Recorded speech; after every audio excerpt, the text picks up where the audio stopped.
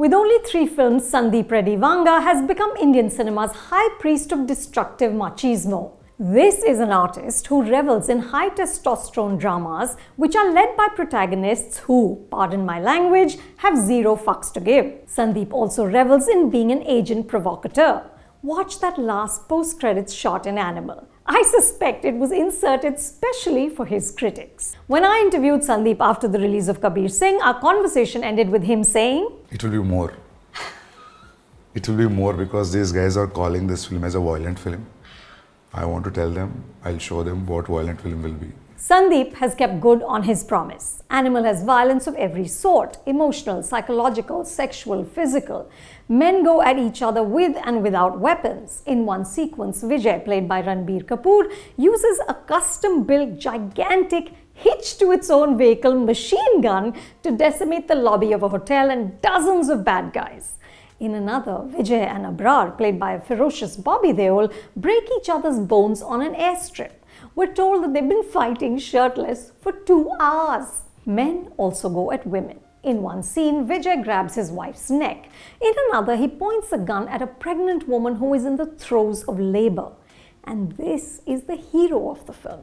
Honestly, I missed Kabir, who seems in comparison like a stable, functional human being.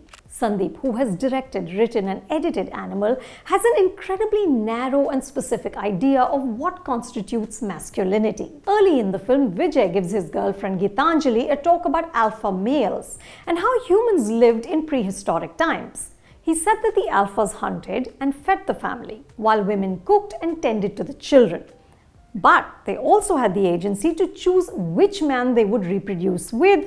Of course, the alpha. Alpha here is interpreted as a license to be an emotionally stunted Class A jerk, and more dangerously, a mass murderer. As a schoolboy, Vijay takes an assault rifle to the classroom because his sister is ragged. As a man, he kills without pause and without remorse.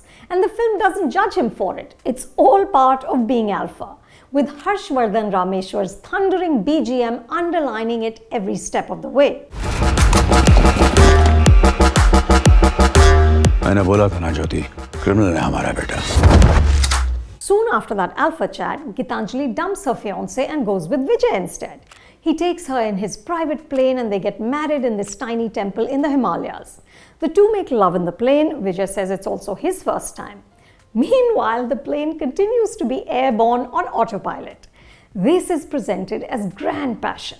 Gitanjali, who is as meek and submissive in these early scenes as Preeti was in Kabir Singh, doesn't see Vijay's behavior as slightly unhinged. And she's the smartest, most fleshed out female character in the film. The rest of the women mostly provide sex, food and caretaking services.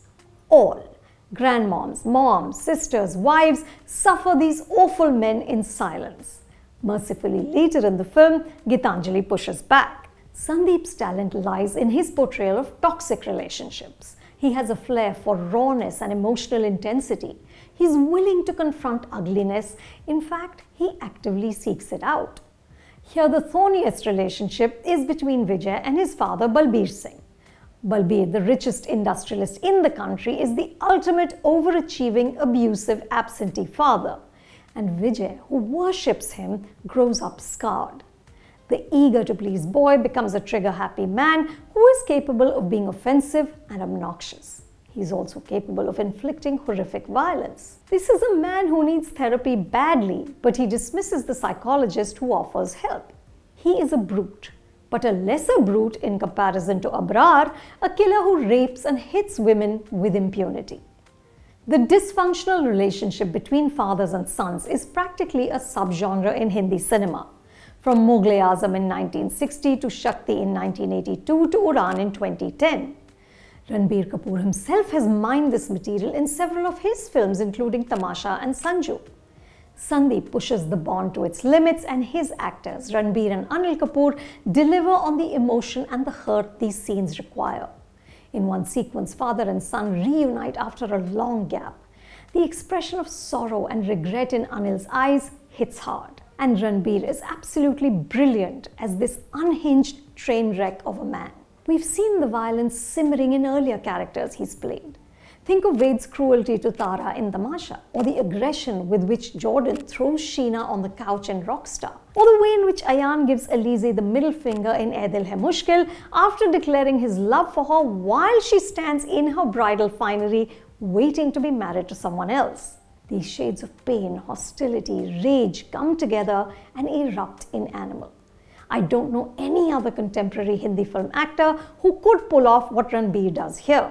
But this brilliance is in service of a story which is cheerfully misogynistic, morally bankrupt, and stomach-churningly violent. All of which I could have endured if the drama and emotions had held. But about an hour into the film, Sandeep loses his grip on the storytelling and he doesn't get it back. The director seems besotted with blood, and the sequences which follow become like hastily written connective tissue so that we can just go back to the killing. Especially the subplot involving Tripti Dimri. It's comically underwritten. The focus on sweat seems to have been expended on designing the violence. At one point, we get 3 back-to-back action sequences, including one in which Vijay decimates dozens of men with an axe in a corridor. It's Old Boy meets the legend of Maula Jatt. But here, there is this added touch of Sikh men who are also killers, but they're functioning here like a Greek chorus and singing Arjanveli while Vijay goes into slasher mode. Sandeep choreographs this mayhem to music with skill, but just when you think it's done, more men arrive, and naturally the killing continues. This film runs for 203 minutes and 29 seconds. So before stepping into the theatre, ask yourself, what is your threshold? At the end of Animal, a female character throws up. I'm not gonna lie, I felt the same. You can see Animal at a theatre near you.